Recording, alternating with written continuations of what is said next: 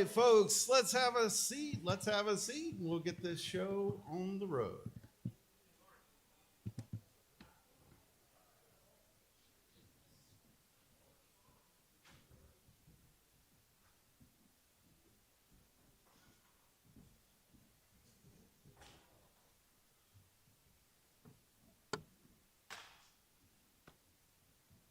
All right, welcome. How are you guys doing today? Oh, you can do better than that. How are you guys doing today? Excellent. Thank you, sir, whoever that was. All right. I just want to go ahead and let's get started. My name is Tony Sanders, and I am the general manager here at Old Tucson. Thank you. I appreciate it. All right. I want to thank everyone for coming out today and joining us for this exciting event. We did invite the Demon Queen out to address all of her subjects here today, but we can't find her. So with that, I'm happy to welcome you to the 2025 Nightfall Press Conference. Yes, thank you. It's exciting, right? 2025 marks our 33rd year of the Nightfall event. That's amazing. 3 decades. It's really a legacy, right? It's a long time coming, and continuing that legacy is of the utmost importance to all of us here at Old Tucson. We really think of Nightfall as Tucson's Halloween tradition. We estimate that since Nightfall began, the park has hosted over 1.3 million guests for the Nightfall event. That's amazing. And we're excited that in just 19 days of operation this year, we'll host over 40,000 more.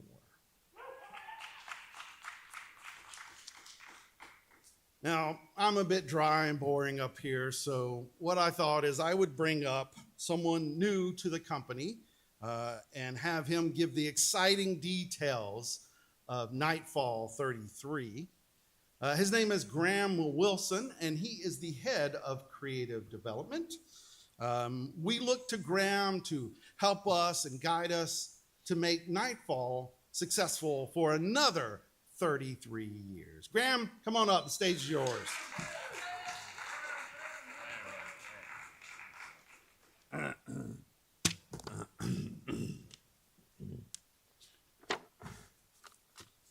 Thank you, Tommy, and welcome everybody. It's so good to look out and see so many bright and shining faces. Thank you. My name is Graham Wilson, and as Tommy said, I am the new head of creative direction here at Old Tucson. I have been brought in to bring this year's Nightfall to the next level and to find out what's working and what's not working. To be a part of an event with such a long and storied history really is a treat. And I am thrilled to be here. Thank you. When you're in a position like mine, you have to ask yourself, what's working and what's not working? So why don't we start with what's working? For one, Old Tucson has a really big parking lot. Yeah, it does. And it's free. People seem to also really enjoy the rides, the games, the food, the family-friendly entertainment that's spooky, but not too spooky. We want our guests here at Nightfall to enjoy a family-friendly fall holiday event that's spooky, but not too scary. Which brings me to what's not working. The scary. Yes, the haunts here at Old Tucson, science is showing that the cortisol surge associated with these scares contributes to a 3-minute decrease in life expectancy per scare. And we are concerned with the health and safety of our guests. That is why I have decided, and it may not be a popular decision at first, but we are going to remove all the scares from this year's Nightfall. Thank you. I am as excited as you are. So I know this isn't going to be popular, but as a company, and I should say that we'll be removing things like this grotesque guillotine and replacing them with a selfie wall. It'll make you look like you have big wings. So use the hashtag Nightfall Selfie Wall. I'll give you all a moment to write that down. And as a company, we are invested in the health and safety of our guests and employees alike. And we are doing everything we can to alleviate the cortisol-inducing silent killer that we all seem to be so enamored with. Fear. Hey, Nan, can we get those lights back on real quick? Hey! Fear! Dr. High! You deranged clown! Deranged clown? But you made me this way, Daddy. Or have you already forgotten your favorite experiment? Where is my daughter? Where is my wife? Misplaced a couple things, Kevin? I wouldn't worry about it. I'm sure they'll turn up. Now, take Dr. Hyde away. Abel, don't. Now, go Oh, over creative director. Don't you go there. Give me body again. Creative director. You were saying something. No, Go on. What were you saying? No, Go on. What? What? I'm finished. No. You're not finished. In fact, you were just getting started in on one of my favorite topics. Remember? Go ahead. Say it. I'll give you a hint. It starts with an F. Not that F word, pervert. Does anyone else remember the topic of conversation that I so rudely interrupted? Go on, shout it out. Yes. Fear. You want to take the fun out of my town, and I'm not gonna let you. Sam! Sorry I'm late there, Big Papa. You know that average suit that I was taking abuse, and you do not want to go back there with it. Sam, what? Would you please escort this miserable sack of poop to the breakfast room? I even thought you next. What was words? Get on, let's do it. Come on, let's go. Come on. Use the railing. Come on. Ladies and gentlemen, I regret to inform you that everything that Lieutenant Mystery has said is unequivocally false. In my Nightfall, fear is fun. And fun is integral to just about everything I bring to the table. So what do you say we show this ridiculous suit? No. Ladies and gentlemen, another medical study was done recently, stating that if you add just a little bit of cortisol to the right type of prick, it can literally cause a person to lose their head. Sam, if you will. No.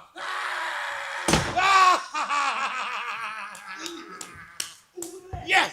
Go here! Yes! What's that you were saying, Graham? How Nightfall is going to be more frightening and fun-filled than ever? I'll put that down there for the next speaker. Ladies and germs, ghouls and gals, my name is Dabney the Clown. Nightfall belongs to me now. And if you're wondering what happened to the Demon Queen, the answer is me. I happened. And Nightfall is about to get a whole lot more fun. And you remember what fun means? Fear. Yes. Fear is fun. And speaking of fun, ladies and gentlemen, if you would now take out and open the boxes that you received on your way in. Come on, I don't have all day. Here you go. Those are your noses. That's a gift from me to you. Now let's say we put them on for the Q&A, shall we? Go on, play along. Put them on. I said put them on. Do it or we will kill you. Hurry up, lady in the front. Yell at you, put your damn nose on. All right, now that you have your faces on, let's take a few questions from the press, shall we? Who's first? Look at Spencer. Hi, my name is Robert Michelle with Tucson TV. I have a few questions about the food and beverage options here at Nightfall. Yeah, do we have any gluten-free, free-range, vegan, plant-based, kosher, non-artificially flavored, low sodium, semi-organic food options in the park this year? Did you say semi-orgasmic? Because the answer is a hot and foamy yes. Absolutely. Next question. Hi, Bill Winkersley, down South India. Quick question about price point. It's too high. That was a statement, dumbass. Sam, kill him. No, let's do knives this time.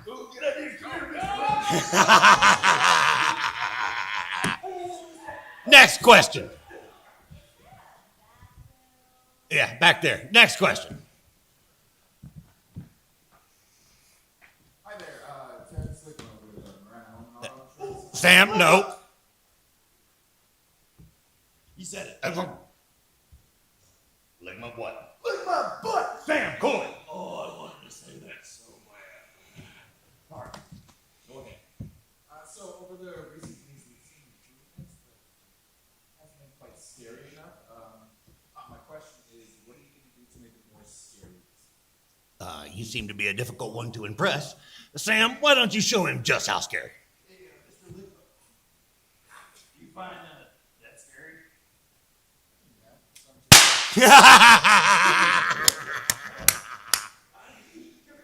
Excellent. Ladies and gentlemen, my name is Dabney the Clown, and that's all we've got time for now. But I look forward to seeing each and every one of you at Nightfall this October. And just remember, fear is fun. Fear is fun. Fear is fun. Fear is fun. Fear is fun. That's what I'm talking about. Dabney out.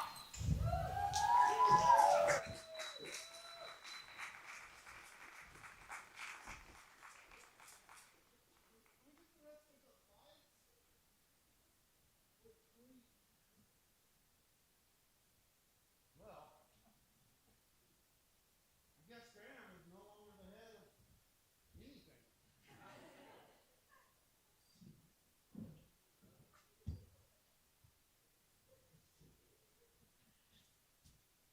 I literally had to write that joke at the end. Okay, welcome everyone to the official press conference for Nightfall 33.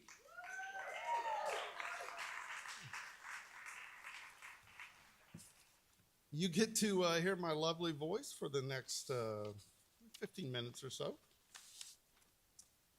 So let's get started. What was Dabney saying? Say it again. Fear is what? Fear is fun in 2025. That's right. That is our slogan. That is our motto. That is what we live by at Nightfall. So we're going to go into some of the details about Nightfall for just a few minutes. At the end, I'll be more than happy to answer some questions that you might have. And then after the Q&A session, we'll be more than happy. I'll do some one-on-ones if anyone would like. We have a station set up. We'll also have Dabney and Crazy Sam running around to entertain and be a part of the press conference as well. So our calendar this year. Well, I'm excited to say that we are going to run 19 days of operation, and those are going to start on October 2nd, and they're going to run all the way through November 1st this year. So we are going to be open on the 1st of November, which is a first for us, I think, in a while, and we're going to be open on Friday, Halloween, the 31st of October. So we're excited and hope that everyone can come out and join us. Some more exciting news about the event is that we are extending our hours of operation. We're going to invite guests to join us starting at 4:30 p.m. each day that we're open, and we're going to go all the way to 11:30 p.m. So we hope that you will get a chance to come in. Guests will come in early, maybe grab something to eat, and then we're going to have in this space a little bash each day from 4:30 to 6 p.m. So, and I'll talk about that a little bit more. So our timed entry daily ticket prices start at $29. That is our Thursday savings day. So guests who would like to save a little bit on their ticket, they can come on Thursdays. And for those guests who can't come on Thursdays, our ticket prices start at $34 for kids and $44 for adults. And as always, parking is absolutely free. So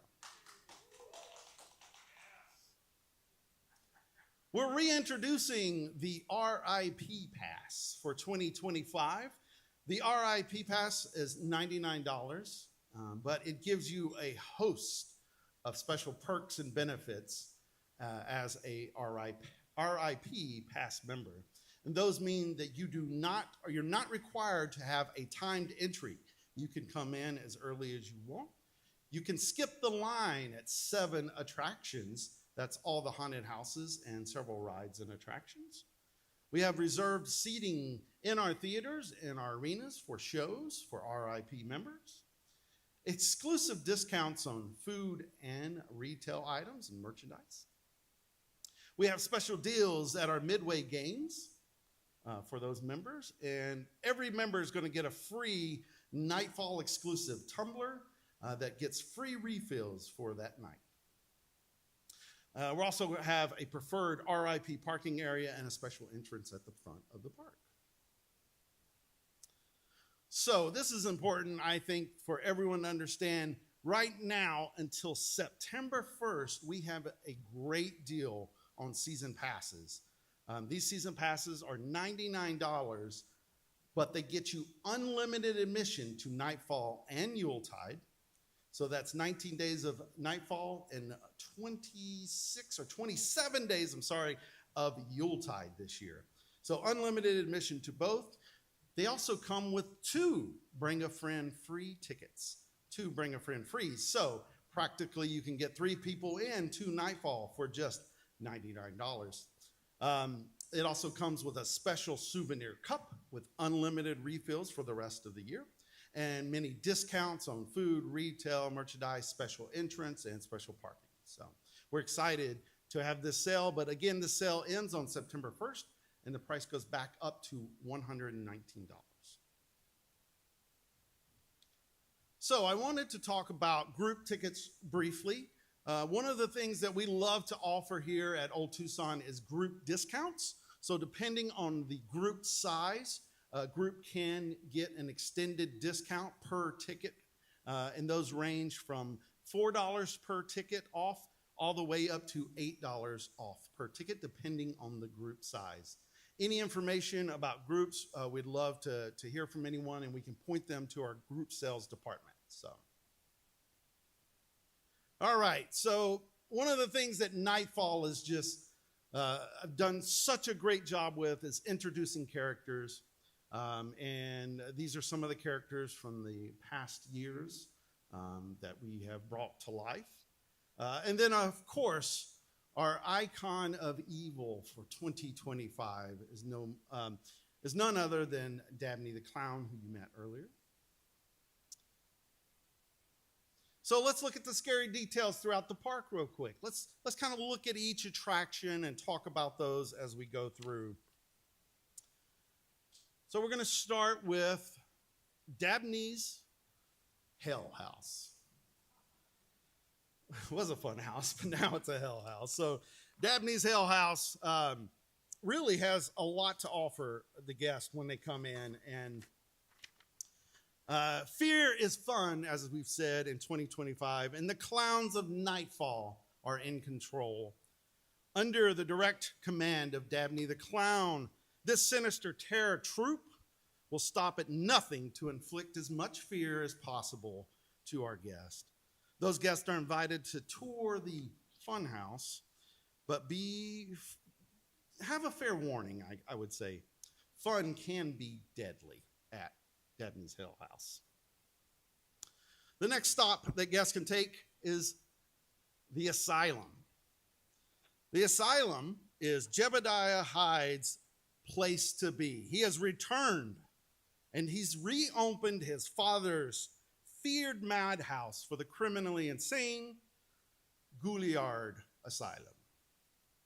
This hospital of evil, shrouded in a dark history of mistreatment, despair, and experiments, beckons the brave to uncover its chilling secrets.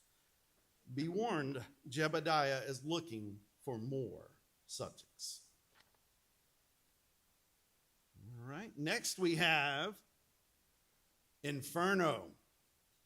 Inferno puts unsuspecting guests and thrusts them into the hellfire pits of the underworld. These pits are where many unfortunate souls are trapped for an eternity. On their journey, guests will encounter rotting corpses, sinister demons, and ghastly spirits looking for an escape. A strong warning, though, for those who venture into the pits: don't look into the eyes of the overlord, or you may be cast into the pit for an eternity as well. So those are our 3 haunted houses, or what some might call mazes. Those are the 3 brand new haunted houses for 2025.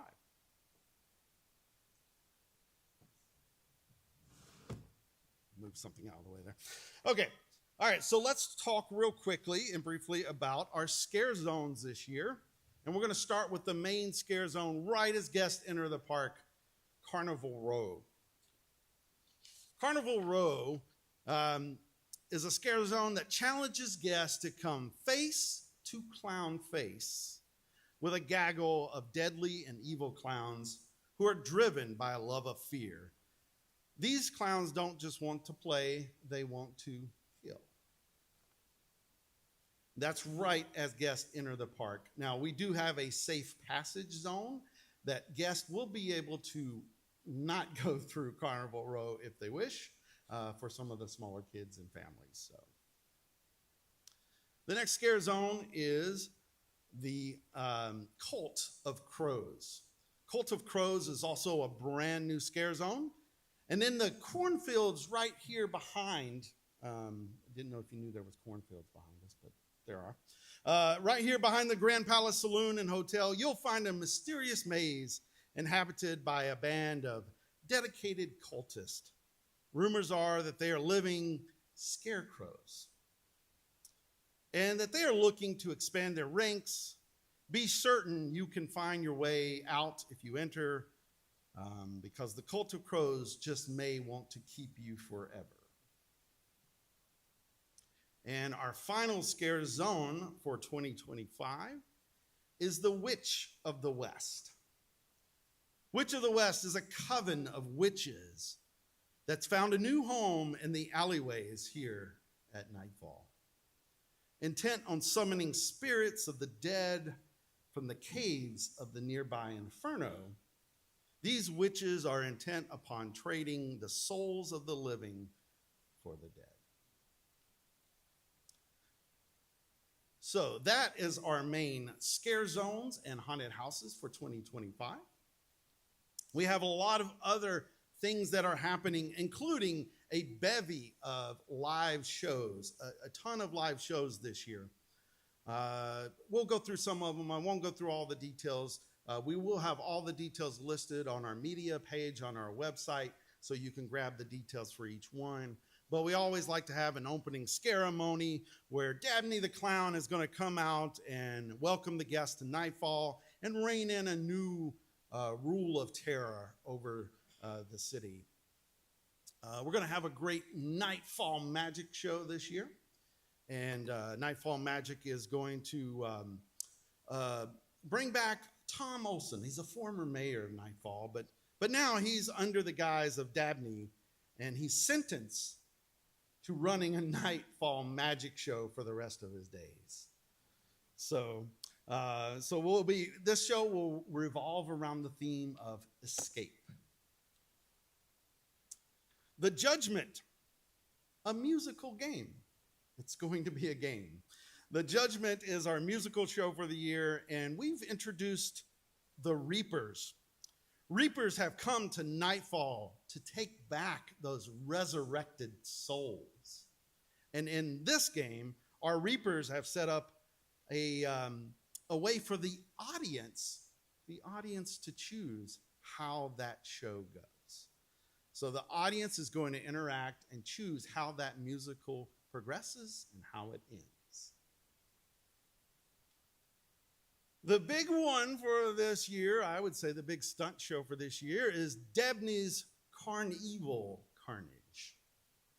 At Dabney's Carnival Carnage, he's going to bring in a host of unlucky souls who will get to help him and Crazy Sam battle it out for the night. And those unlucky souls will not be leaving that arena.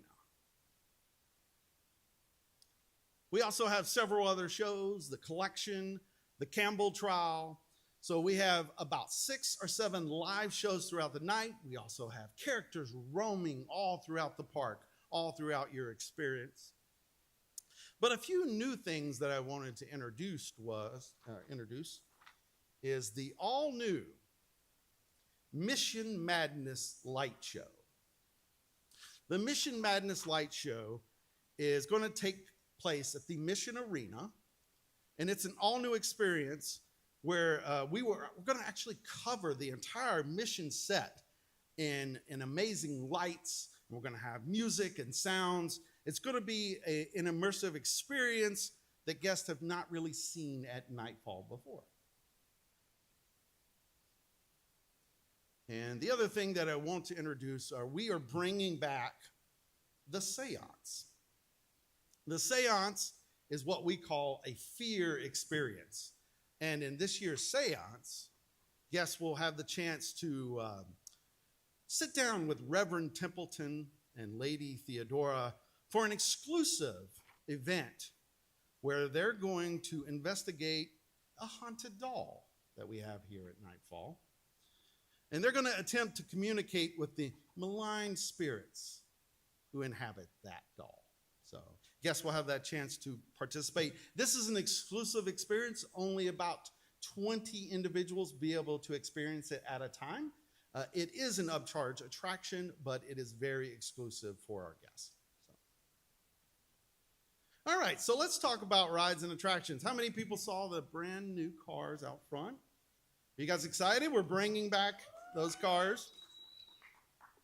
So we have a host of rides and attractions, and if you haven't been here recently, we added in the spring a couple of new rides as well. So first, let's talk about a brand new experience I mentioned earlier that's coming to this theater. It is called the Booville Bash. The Booville Bash will take place every day right here in the Grand Palace Saloon. It's going to run from 4:30 to 6. And it's going to involve music and dancing and contest and happy hour. Join us for happy hour.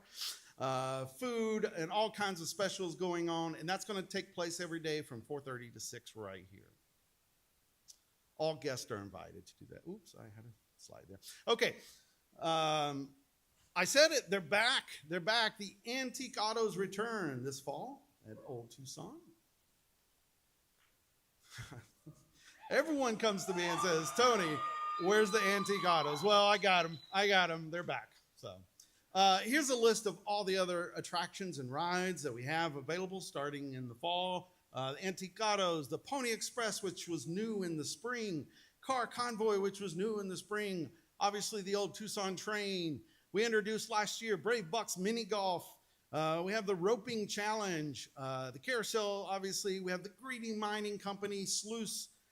We have our petting zoo, and we introduced 4 brand new carnival games as well. So, I did want to touch on food and beverage. Food and beverage is such an important part of Nightfall, and it's really critical to an experience that guests have here. How many people were able to enjoy the pizza earlier? Yeah, did you see the giant cheese sticks? They're about this big. Yeah, huge.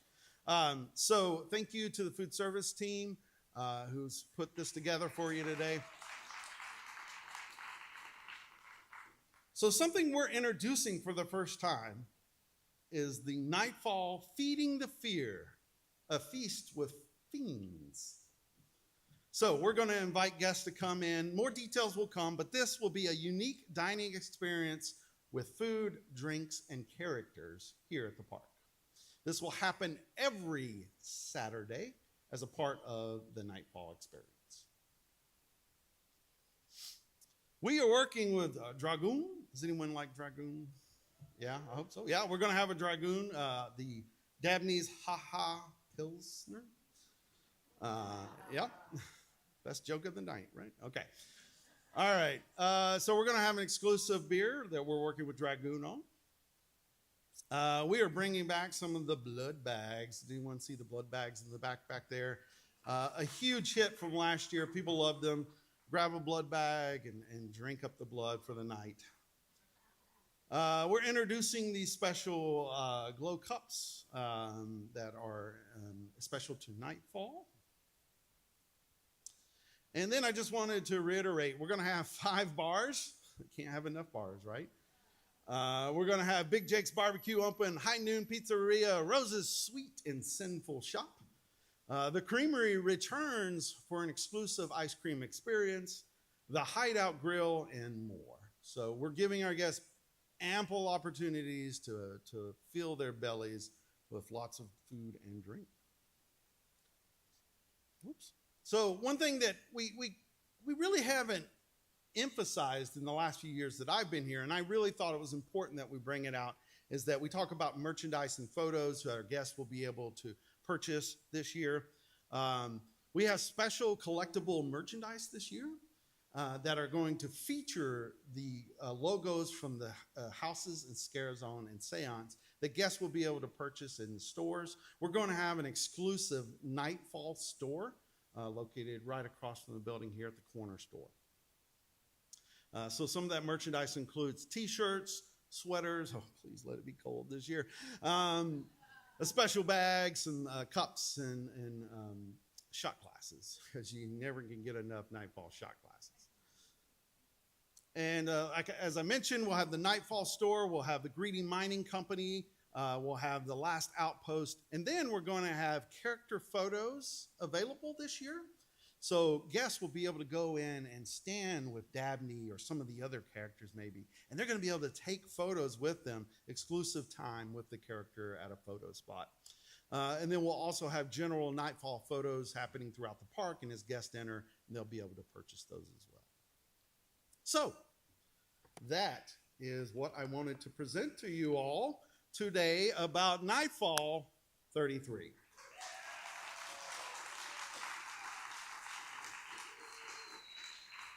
I'm going to move out here a little bit. So just a reminder, October 2nd to November 1st, we're ready, we're excited, we're happy to invade the month of October with Nightfall. And just remember, come and celebrate the 33 years of fear. All right. Okay, we'll go into a Q&A session. I don't know if we can possibly bring up the lights a little bit more around, but does someone have a microphone? Oh, this funny-looking gentleman over here. If you're fearful of clowns, you may not want to ask a question. Okay, I'm more than happy to take a few questions from anyone who has them. Raise your hand, and we'll send the clown over. All right. Hello. Just wondering, any chance you're going to bring back the train, the big train that was so popular for so many years? I know it's just left, but. So the actual train, that's an actual train, large train. Yes, sir. We are working on something. I don't have any definite details right now. But as our parent company is called American Heritage Railways, we have trains, and we're always sourcing trains, so we might be looking at something in the future. But what's your nightfall question? I know you got one. All right, who has a question? Raise your hand. We'll get you a mic.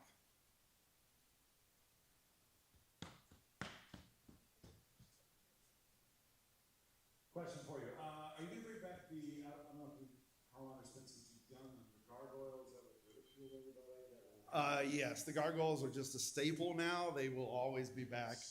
I just didn't even put them in there because they're just a part of Nightfall. So, yeah, they'll be back. They'll be insulting you and your family as they come in. Yeah. All right. Who else has a question? Right over here. Hey, Johnny, I've got two questions. First, I saw that image of a turkey leg. I know you have turkey legs. Yes, turkey legs return. They will be exclusively at the Hideout Grill. Okay, and then my second question, the $99 RRP pass, is that for one visit or all of them? That is one visit. So if guests want to return time after time, their best bet is to buy that season pass at that deal, especially before September 1st. Yep. What other questions? Any? Come on, I got all dressed up for this. Okay, we got one over here. If you rub his belly, it's good luck. Honestly, I only wanted him to run over here so you can have a mic promise. Okay, so one thing that was popular from when I've been coming to Nightfall are the scare sticks. Not that I need them, scare it all you want, but are we bringing the scare sticks back for? We are bringing back the no scare necklaces that we introduced last year. Instead of giving kids something to beat someone with, we just decided they can have the necklace. We will have those back. Yeah, that's a good call. I didn't even brought that up. Okay, who else? We got another one. Hey, Tony, you'd introduced two passes. You had the $99 Nightfall pass and all the benefits, and then you introduced the $99 season pass, and you allowed the $99 season pass to get visits, unlimited visits, I presume, during Nightfall. Correct. But what you didn't talk about is if I buy a $99 season pass, I get the unlimited visit, but is there going to be a potential upgrade in order to enjoy some of the benefits that the $99 Nightfall pass has been talked about? Well, good question, Tom. I wasn't ready to introduce that yet, but we are looking at an option to upgrade our season passes to what we call a holiday pass, which will now include some perks, special perks for Nightfall and Yuletide. So I just don't have the details yet, so I couldn't release it. Hi, John, and Cisco from Manchester Studio YouTube. Are you guys going to still be running the haunted tour during Nightfalls and the ghost tours during the season? Absolutely, we will run ghost tours. They just won't happen on Friday, on the general Friday and Saturday nights. Ghost tours will run, I believe it's every Wednesday. We will run those ghost tours. So, yeah, all the information for those, I think they're already up online, though. Follow-up question on that. Will there be a chance to bundle a tour with a Nightfall season pass or Nightfall VIP? Maybe. That's a good question. Someone write that down in the back right there. We might can look at that. We love to hear suggestions like that because that really helps us understand what our guests are looking for. And fans of Nightfall are probably fans of the ghost tours, I would assume. I did the ghost tour the other night in this room. And I sat right there where right there. And up here, these lights were going, and there was no one in the booth. So, go to the ghost tour. It's exciting. But good question, good thought. Who else? Got one right here.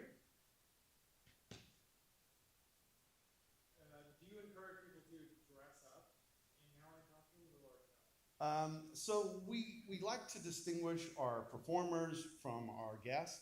So we ask that adults do not dress in any costumes. We allow kids, if kids want to dress in costumes, that's fine. The only thing we typically ask is no mask, no weapons. We keep the weapons. We harm the people with the weapons. Who else? Okay, right here. Right up here.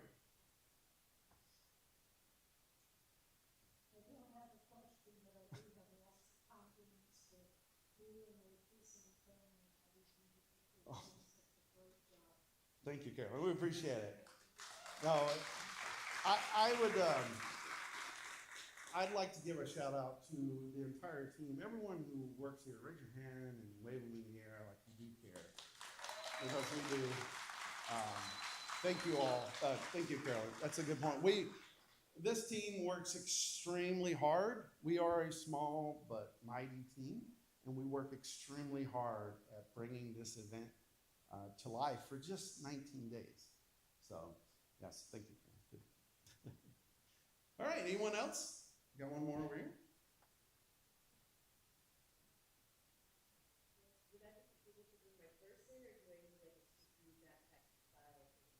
We do have a clear bag policy here, so you are required to have a clear bag.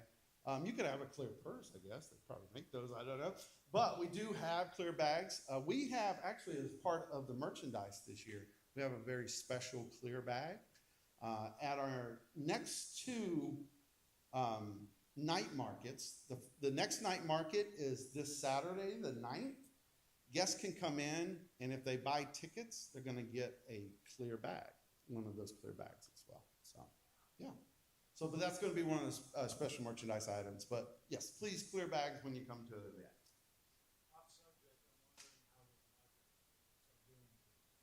The markets are extraordinary. My team, can you all yell if you're really tired after a market? Yeah. The last one, I would say we saw, close to 4,000 people, maybe? Yeah. So, and that's in just 3.5 hours. And no one left. Everyone stayed. They did not cycle through and leave like most markets. They were here. They were riding rides and eating food and drinking and playing games and talking to all and buying from all the vendors. So it was really a cool experience. Thank you for asking.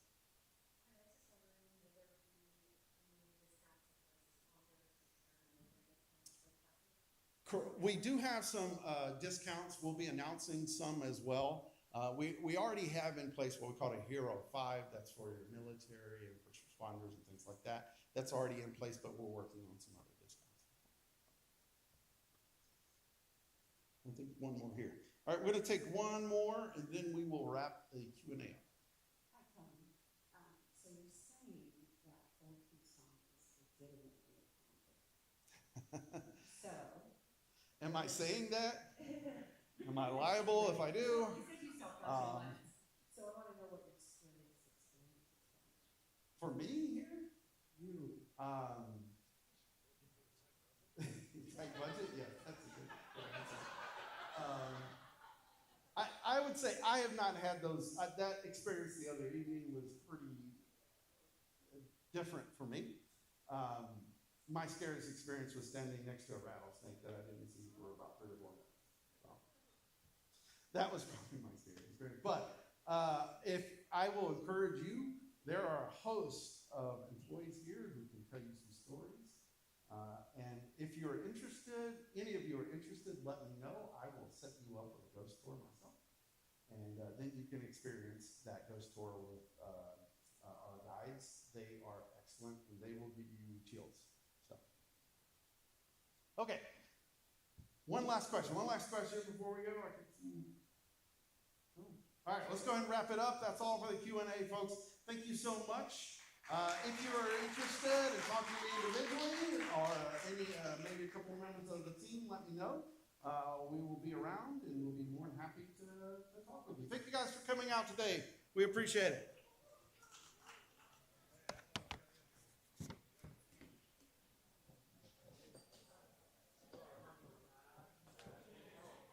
Great presentation. Oh, sure. Matt Gentry from the Drive Tucson. Oh, hey, how are you? Good, man. Hey,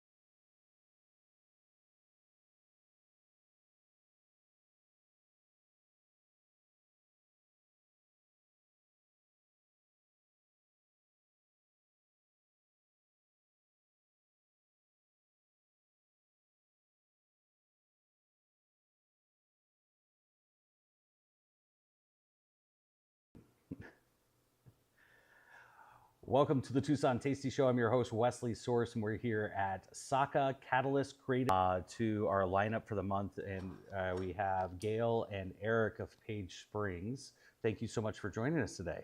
Great to be here. And tell us, the floor is yours. I asked you to come in and really just talk about Arizona wine because it's so unique.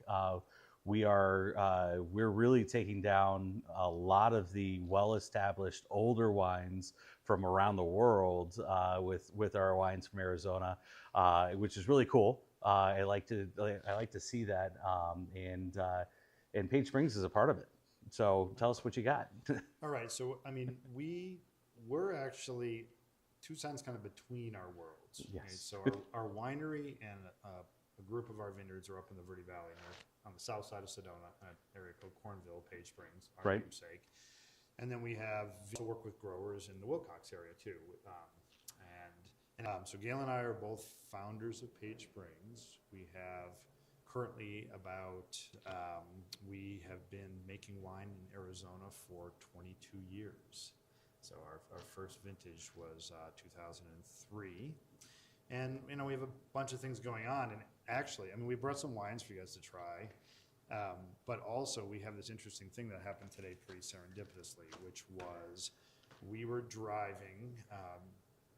Like I told you earlier, we build trips around Yes. key anchor events. And so we said, okay, we have to be in Tucson.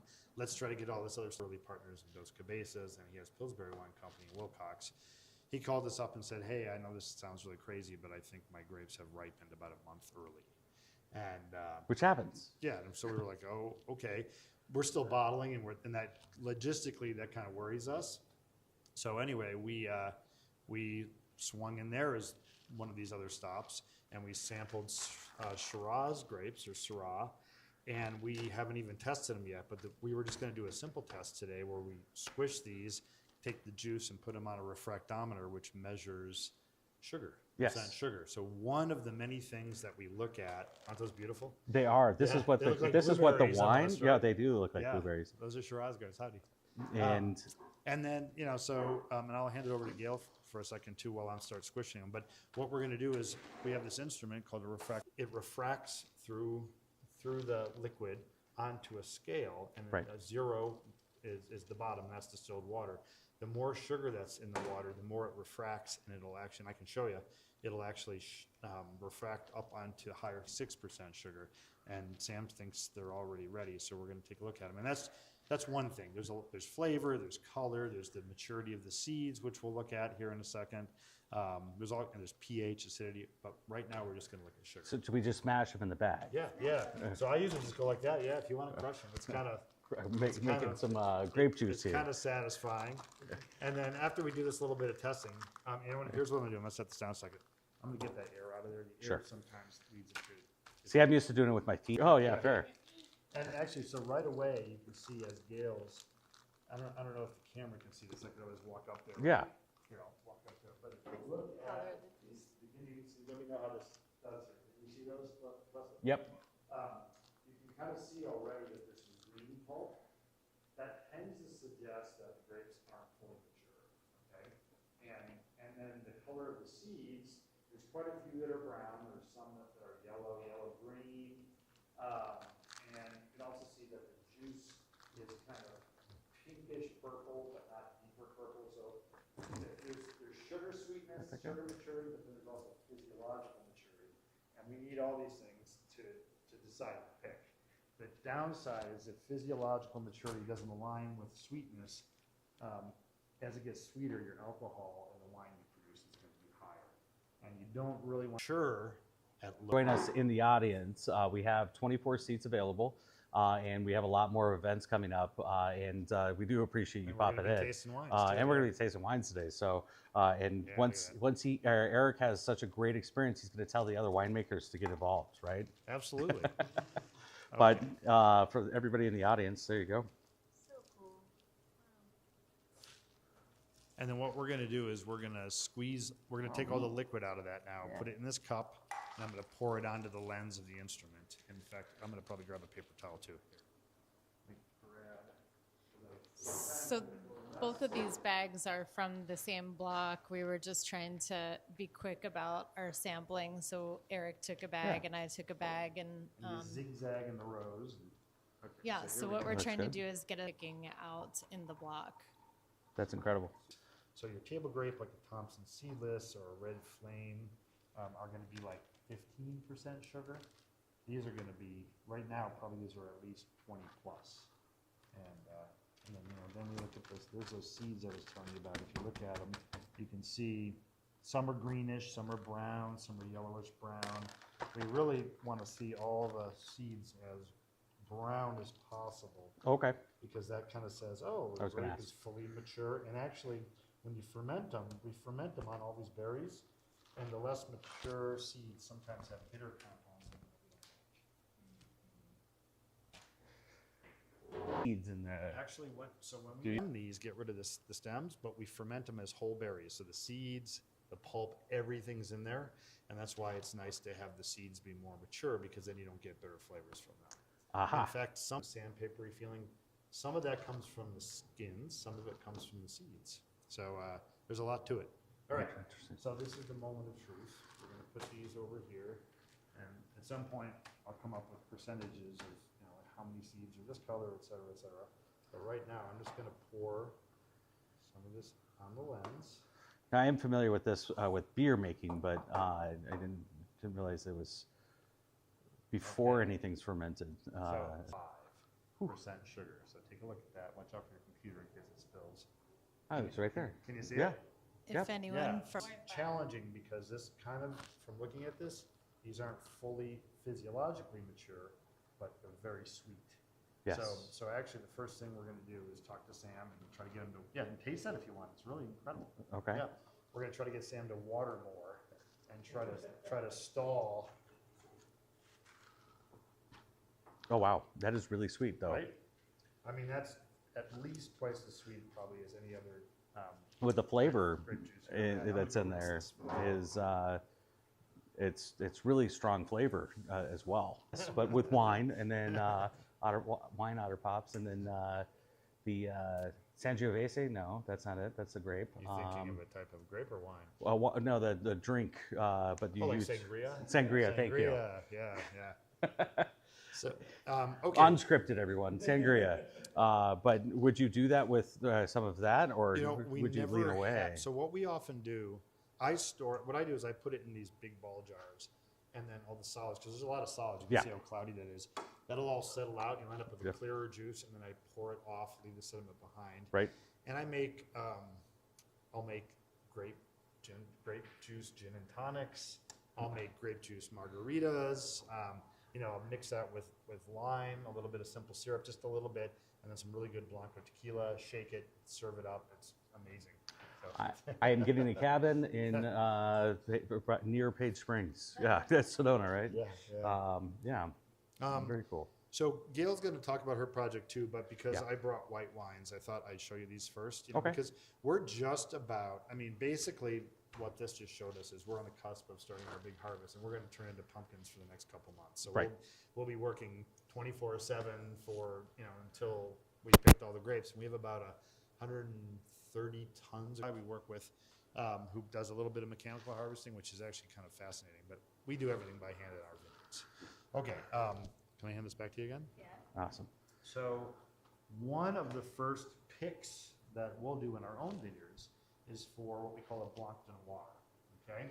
So this is a white wine made from a red grape, thus Blanc de Noir. You hear that term with sparkling wine, champagne, more frequently than you hear still wines, because this is not carbonated.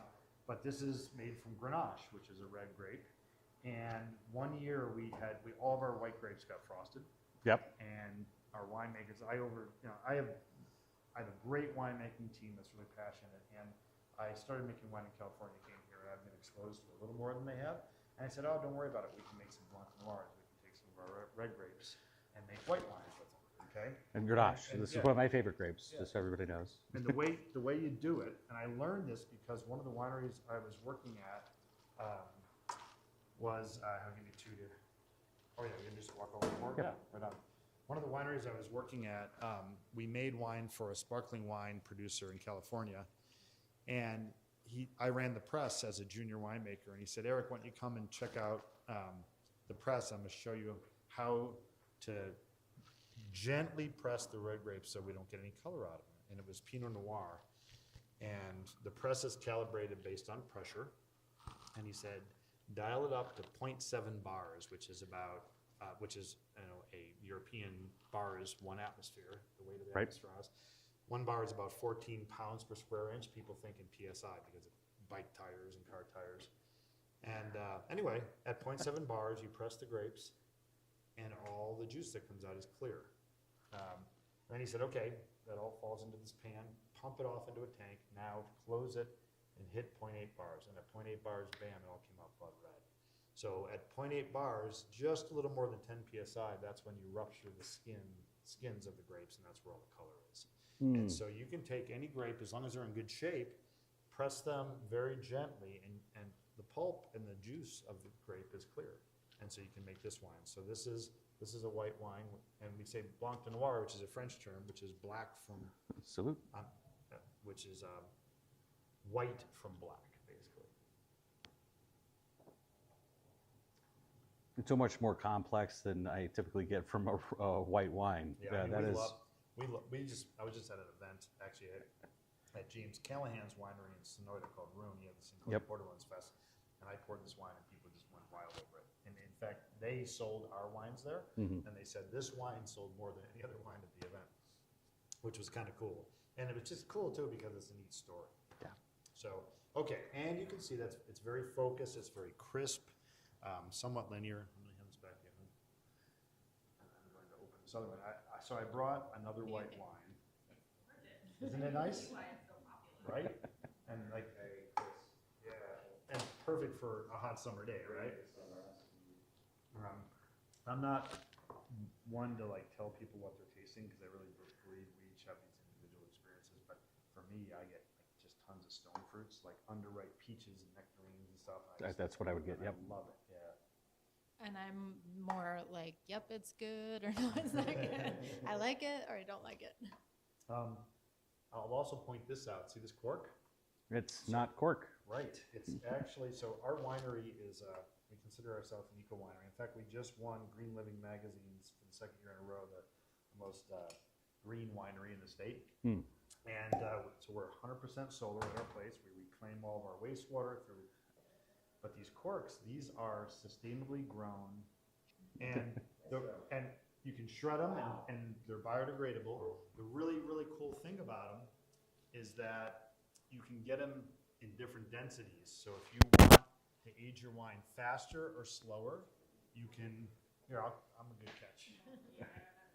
That was perfect. I didn't even have to try. But anyway, another part of our whole thing, we've sought out 100% recycled glass. The only company that used to do this went out of business. So we are working with a glass company that has the most post-consumer recycled glass in it. But okay. Oh yes. All right. Yep. So aromatic wines. You want to get them again? Sure.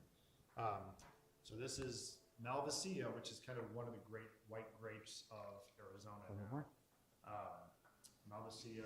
Malvasia originated in actually Turkey, of all places. Okay. The Turkish coast, but it's most notably grown in the Greek islands now, and it's kind of becoming one of our important grapes in Arizona. So anyway, we also have a little bit of Traminette in this, and Gewürztraminer. So this is a super aromatic wine. Say that again. Gewürz is funny. Gewürztraminer. When our youngest son was little, instead of teaching him "bless you" or "Gesundheit," we taught him Gewürztraminer. So when people would sneeze, he'd say Gewürztraminer, and they'd be like, "I can't believe this kid can pronounce that great." Yeah. All right. So whereas this is all angular and minerally and focused and fresh, this is like, but these are two ends of the spectrum. And before we go into this next one, I do want to say that I love your story behind the apple wine as well, and I love hearing about it, and I love you telling the story more and more because. How we doing? Oh, you're checking the time. Abbreviated version. Well, I mean, in a nutshell, the reason I became a winemaker, I was a river ecologist prior to getting into winemaking, and I spent a lot of time doing restoration projects and assessments of rivers throughout Arizona. And a lot of the rivers in Arizona that are on public lands, there's old homesteads where people never privatized the land. They settled it, lived there, but never went through the Homestead Act, which was an early act to turn public lands in the early 90s. I met a mentor, an older gentleman who's still a mentor today. He's 94 now, and I met him, and I said, "Oh, I'm spending all this time along these streams, and there's these heirloom apples. Why don't I bring some out?" And I was younger then. I'd bring these huge expedition packs and fill them up with apples. And I brought it out. The first wine I ever made with him, I remember opening it several months later and smelling it and closing my eyes, and it reminded me exactly of the place where those apples were grown. So it was like this epiphany. That's when I became a winemaker, because I realized, I was a scientist up till then, I realized that these wines were these liquid expressions of these places, right? And so many of the things we do, the foods, the cheeses we eat, the beef that we graze in different places, people forget that these plants and these animals interact with the earth. And then if they be, there's this, they know, and I remember being in southern France, it's different, and the cheese tastes different, right? Yes. I mean, it's beautiful. It's an amazing thing, So anyway, and then nowadays, I still make apple wines. And actually what we do is we harvest, we have this little organic orchard we work with, and we harvest the apples, we shred them, press them to juice, and then we freeze the juice into a giant ice cube, and then we thaw it ever so slightly. When you take like fruit juice concentrate out of your freezer and let it thaw a little, and that syrup comes off the outside, that's what we do with a 300-gallon ice cube. Wild. And then we ferment the syrup. We make this like super concentrated apple wine. Yep. Yeah. All right, enough of me talking. Okay, I wanted to bring some. This is the coolest wine on the table here, so here we go. Stop it. About what you have going on. Yeah, so kind of like Eric, how much time do you have? So Until 5 o'clock. The floor is yours. He gives me a lot of credit from founder because you hear his story. We blended families, and I was actually at that time teaching yoga, and so I was kind of on the cusp. I mean, I would help out in doing a little bit of everything, but mostly I was with the kids. So I was living the vineyard and cellar life, kind of tag team of here and there, late nights I need help, or an event I need help. So was there, but not both feet in the ground. And eventually, as they hang around with making wine, they started to, go to college and do their thing. So I was able to spend time. I mean, honestly, the first reason I got into this business was obviously Eric and him describing it of like, oh, I'm just going to have this little farm, this little mom and pop store, and it's going to be just fantastic and making grapes. It's a little different than what I envisioned. And then I think just a lot of people in the wine industry would say, because it's a male-dominated industries, that the women during harvest become widows, wine widows.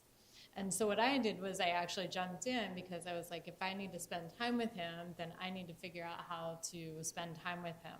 So definitely jumping in during harvest, jumping in during specific times where things were needed in the vineyard or needed in the cellar. And instead of maybe just doing it as like I'm helping him, it really became something that I enjoyed, something that I was pretty fascinated about. And previous life in me didn't really, I didn't like wine. I liked beer, I liked cocktails, but not wine. Probably because I drank really bad wine. And the first time I met Eric and drank his wines from California, I was really impressed. I was like, oh, this is wine? Okay, so I'm learning. Love at first sip. And I'm learning. So what happened about 5 years ago is we have just like this, and Eric saying that harvest is kind of a busy time of year for us. We have the vineyard in the north where we live up in Page Springs. Then we have a vineyard down in the Chiricahua Mountains. And so that's about a 6-hour, 5.5 for some people, 6-hour drive. And so basically Eric camps out down there during harvest, and he gets the crews together, and he picks and he facilitates how to get the grapes back to our winery, our cellars, to actually produce and make the wine.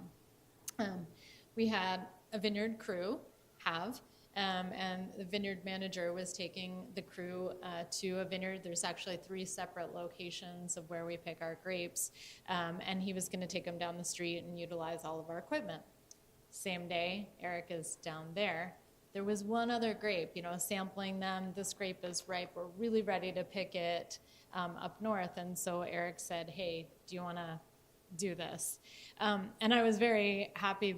I felt like, oh, this guy trusts me to do this. This is really great. I'm excited. And there was the challenge of, we don't have any of our typical crew. We don't have our typical equipment. Like, all right, I have to, and usually about 1 to 2 days before you pick.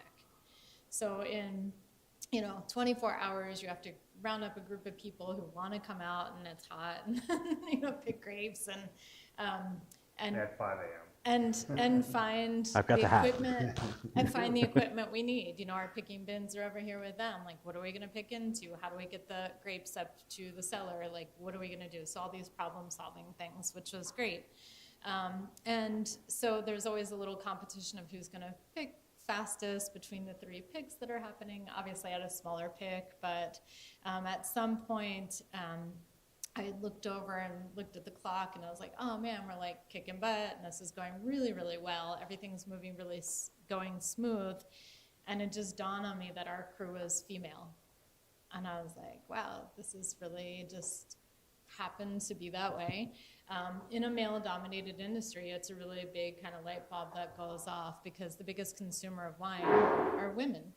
And 64% of the guests in our tasting room are women. Incredible. And I feel, because again, I had no knowledge before knowing Eric about wine, making wine, vineyards. I'd never stepped into a vineyard before. I didn't know really what I was getting into. And so I think for many women, it's very intimidating to think about the making process, because it's not something that is really kind of handed down to us. It's, you're the son in the family, and you're going to learn this trait, and you're going to learn these techniques, and I'm going to teach you how to do this. That's not really something that's in our lifeline. So I started thinking about it more, and I started thinking, wouldn't it be cool if we did do picks? And then, your mind just starts wrapping around these thoughts, and it evolved. And so I went to 2 other women that I really respect in the wine industry. One of them, I don't even think at that point was our assistant winemaker, but she was working at Page Spring Cellars, making wine in the cellar. And another woman who had worked for us for about 7 years. She had been through everything. She'd been through tours, she'd been through the tasting room, she had kind of done a bunch. And she had broken off from us to open her own shop with her husband. So it's a Vino di Sedona in Sedona, which is a wine bar, basically. And then up in Uptown, there's a really nice, fine wine shop. So Somm, and they do educational classes. So I went to her. So I had a meeting with these 2 ladies and said, here's what I'm thinking. What if we made a wine that was just 100% made by women? And we started brainstorming more of like, well, why would we be doing this? We don't want to come across of fuck men, and this is like a strong, like, we're doing this to like be upset about it or aggressive about it. It's more about stripping down the insecurities of being in a male-dominated industry of like, oh, we can learn about wine. We can learn how to make it. We like to drink it. But the idea came back of wanting to give back to the community.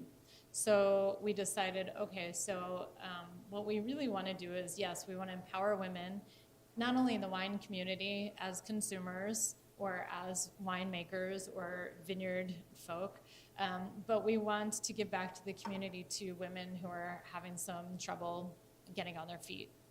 So we did some research, and we found a nonprofit called the Verde Valley Sanctuary, who helps anyone, but mostly, unfortunately, women and their children come to this place and seek help. And so did a lot of research on them and found like they were solid to work with. So the 3 of us kind of put together a mini business plan, approached Eric and said, here's what we're thinking. But to do this, we'll volunteer our time and energy, but how do we afford grapes? How do we afford the bottle, the cork? Like, how do we do all this?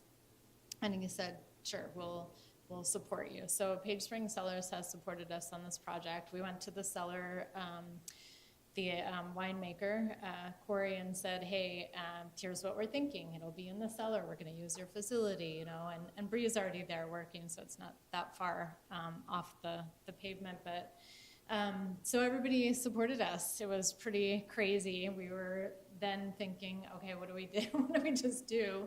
And so we had kind of a group of like stretching this out of like, hey, let's just talk to a bunch of women and see if they want to do this.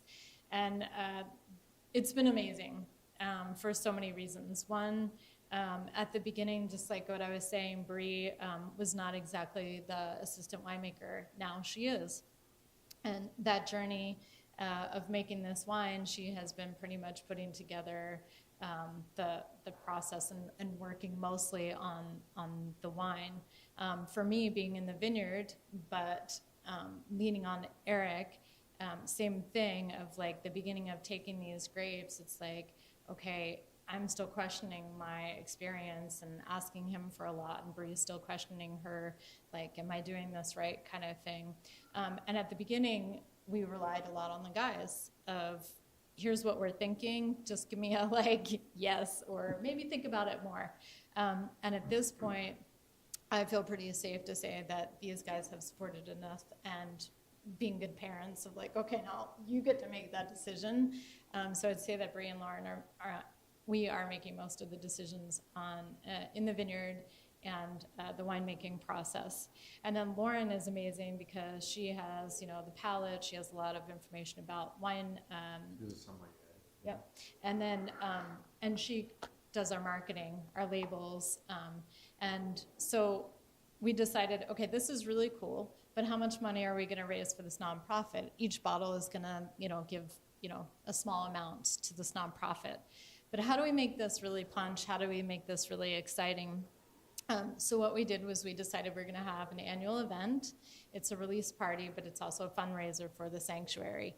So the idea in our head of not only empowering women in the wine industry, it's like, what other male-dominated industries?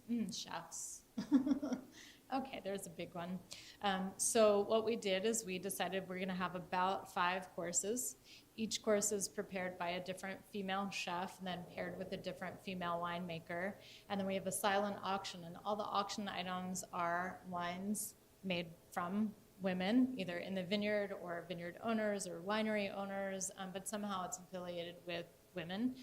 We have a couple other little things as well, cool jewelry and stuff, but mostly it's focused around wine.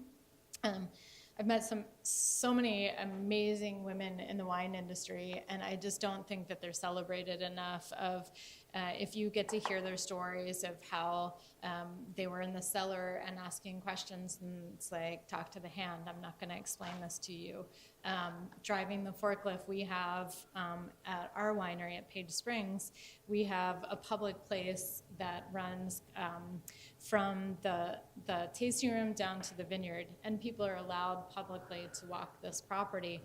But that's kind of where some of our activity happens when we're harvesting. So we're driving the forklift through, and if Bree or myself or another woman is on the forklift, we get a lot of comments. Do you have a driver's license for that? Can I help you do that?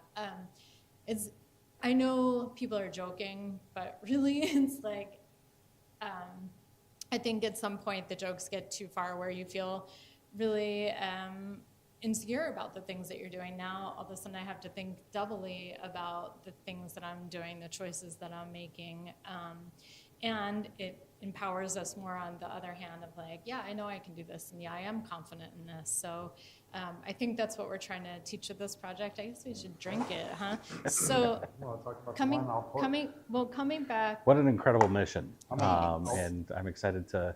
Make sure your glass is empty. You've talked about this many times on the Tucson Tasty Show. Yeah, so, and so the really cool thing is that this Thank year's you. event, we have 5 courses. It's the best of the best because this is the final year we're doing the event. Okay. We're still going to make the wine, but this is the final year of the event. we took it over the last 5 years, the best chefs, the best wineries, and put together a menu. There's also 2 liquid courses, but tickets go on sale Friday through Page Spring Cellars website. The cool thing about this project is education. This Saturday? Big Under the- Page Springs on Friday. Get them on If Friday. you're listening, you got to get them on Friday. If I can just add real quick, I don't know if, I mean, pull up over here again. Okay, hang on. There's the 3 women. How's that look? You see it? Mm-hmm. That is Let me the just women get it there. focused.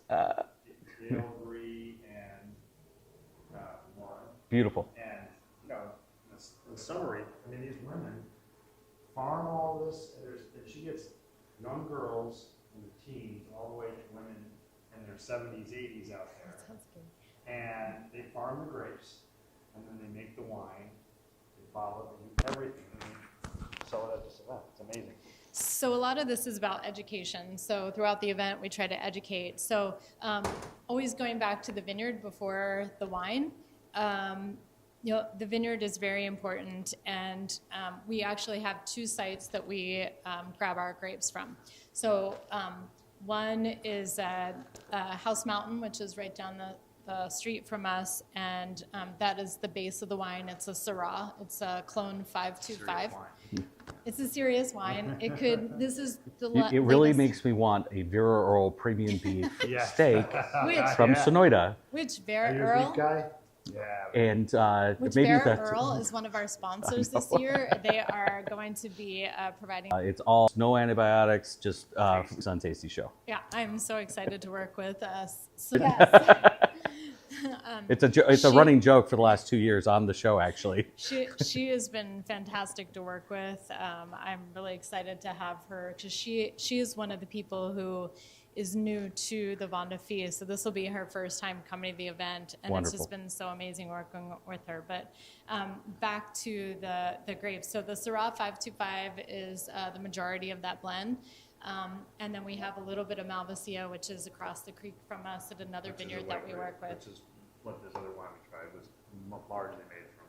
Yeah, and so in education, the interesting thing is that, because we were talking about the vineyards primarily because of the sampling, is that the first year we did this project in 2020, like the weather is perfect. If you look back to our pictures, it's like everybody's happy and like, you know, like clothes like this where it's kind of light and, you know, even in pruning and the whole year was pretty delightful to work outside. And then, so what we decided to do is make, it's kind of like, I hate to say coat roti if you don't know what that is, because I didn't. So basically we take the Syrah, we take a little bit of the Malvasia, and just like bread making, we take the Malvasia and make a starter. And then we pick the Syrah, we add the starter, we pick the rest of the Malvasia that we're gonna add, which is roughly 10%, and then we kind of mix it all together. So a lot of blends happen post. So basically you have these different wines that you've made and then you blend them.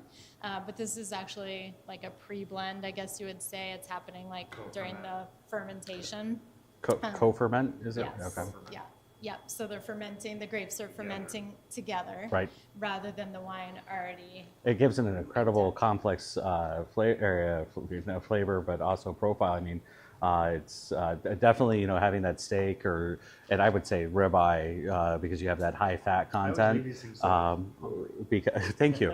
But you have that high fat content, so it's going to coat the taste buds, and then this is going to help kind of cleanse that palate. But Yeah. it's like a blood orange, like biting into the blood orange with the rind and everything. That's how I would describe it. Love it. But absolutely delicious. Love it. Thank you. And then in 2021, you'll look back at our pictures and there's a lot of like, even though we're happy, we're freezing, it's rainy. It was not the happiest, even though we are very happy working in the vineyard. It's like, wow, this is where it gets hard. That year, we decided not to do the wild fermentation. So basically the first year, we just, we didn't add any kind of commercial yeast. We just let the wild yeast fermentation? Yes. Nice. And it turned out perfectly. And then the second year, we were like, nope, this isn't going to work. So we used a commercial yeast. Then the third year happened, and we got frosted, lost all our grapes, and we don't have a wine that year. And then last year, and then last year, it's very educational. And then last year, things went well. We went back to using the wild fermentation. This year's been good so far, but again, like Eric said, just today we sampled and it's like a little higher than what we expected at this time of year, so that kind of changes our process. So basically what we would do is we kind of, we can't control the grapes and the ripening. So we have luckily been able to pick 2 varieties of grapes that ripen pretty similar in time. So we can make our starter, we can pick the Syrah, we can get these 2 co-fermenting. And this year, because the Syrah is pretty much ready and the Malvasia is nowhere near ready, what are we gonna do? So what we're gonna do is more like this white wine. We're gonna go ahead and make them separate and then blend them together at some point. So every year is when you drink wine, I think it's very important, and this is such a great, I think, the project explains this really well over 5 years, how different each bottle is. Each bottle that we make is going to be unique, just like these guys. You'll never, if you love this wine, this one is the latest, the 23 from last year. If you love it, you'll never get it again after these are sold out. So our 2020 is sold out. Mind if I add 20, something real quick? yeah. A really interesting thing, most people don't realize this. The only beverage on the planet that has a vintage on it is wine, okay? U.S. law, and it's the same in most wine-producing countries, link place and vintage together. For instance, legally, you can't put a vintage on a bottle unless it says the place. Mm-hmm. You can't say a place unless it says a vintage, okay? So our laws represent this idea of time and place being connected, Right.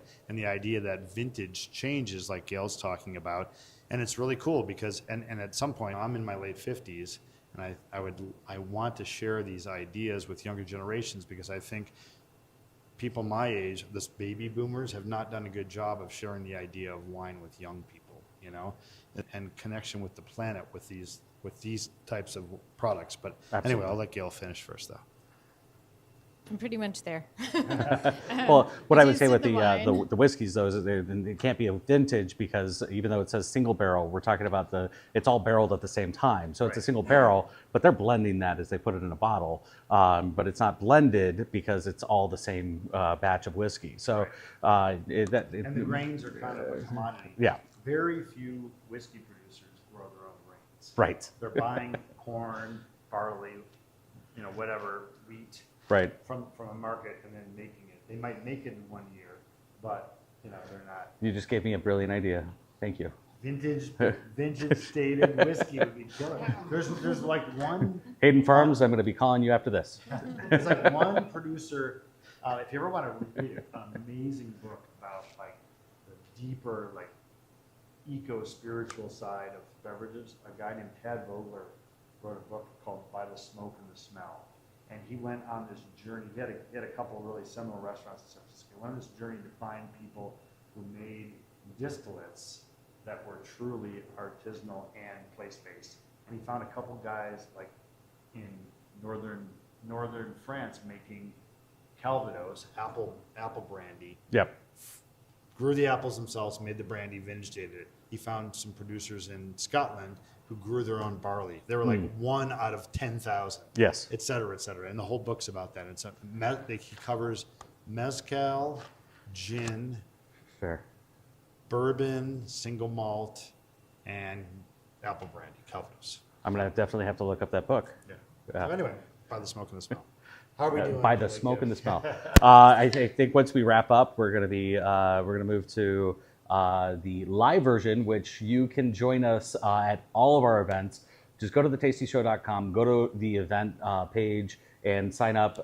All the events this month are free to attend, and we have a lot of creatives coming in to help us showcase what Arizona is in the culinary world. So thank you very much for joining us, and go ahead and finish your. Well, and next time we do this, I didn't even think about this, sorry. We should plan it and we'll market it. We have a pretty decent sized wine club in the state, and we have a lot of members in Tucson. Yeah. We'll try to pack the house with their Tucson members. It'd be Well, really it sounds fun. like we might need Be to really fun. circle back around at the end of the month. There you go. So the events that we do have surprisingly raised quite a bit of money for the sanctuary. So the first year I thought maybe we'll raise like 5,000, and we raised 25,000, and it's been about 40 each year. This year, since it's our 5th year, I mean, it sounds wild. Maybe 45 to 50,000 would be nice. So I just wanted to thank. Yeah, absolutely. So, of Page Springs Cellars, thank you so much. Valley Verde Sanctuary. We have Cherry, the salon. Teresa Carey's, Valets by Shannon. There's a lot of them, honey. Sharon, or do you want to go? Do you want to roll through? I don't have to read all. All right. Beer Earl Premium Beef. That's vepremiumbeef.com. And Beef. You get 2 select cuts. You get 2 specialty cuts, and you get one of their beef jerky.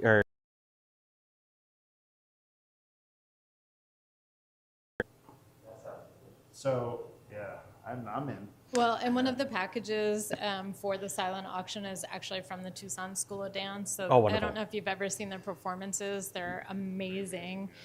So it's going to be a performance, a dinner, and an overnight. Wonderful. So that's a really fun thing. So definitely check you. out pagesprings.com. Is it pagespringscellars.com? See, if I say it wrong and everybody remembers better, because Wesley screwed up again. So pagespringscellars.com, and check out the event. The tickets go live on Friday, and it sounds like they sell it really quick. And the Arizona Wine Collective is one of the sponsors. And they sell our wines locally, They which do. is really cool. Yeah. And there's only 3 places that you can purchase the wine. One is through. Wonderful. Thank you so much for joining us, and we have a great lineup. In fact, tomorrow we're going to off script a little bit. We actually have a business financial literacy course by Chase Bank coming in. So come and join us, and you get the workbooks, you get access, and the better part is that Chase has 0 obligation and 0 requirements to attend it. So you don't have to be a member, you don't have to have a bank account. You should get all the wineries in the state at this thing. From his lips. So it's by the smoke. By the smoke and the smell. And by CAD, the- THC, kind of treatise I love on it. authenticity in beverages. But Eric of Page Springs, we'll see you at the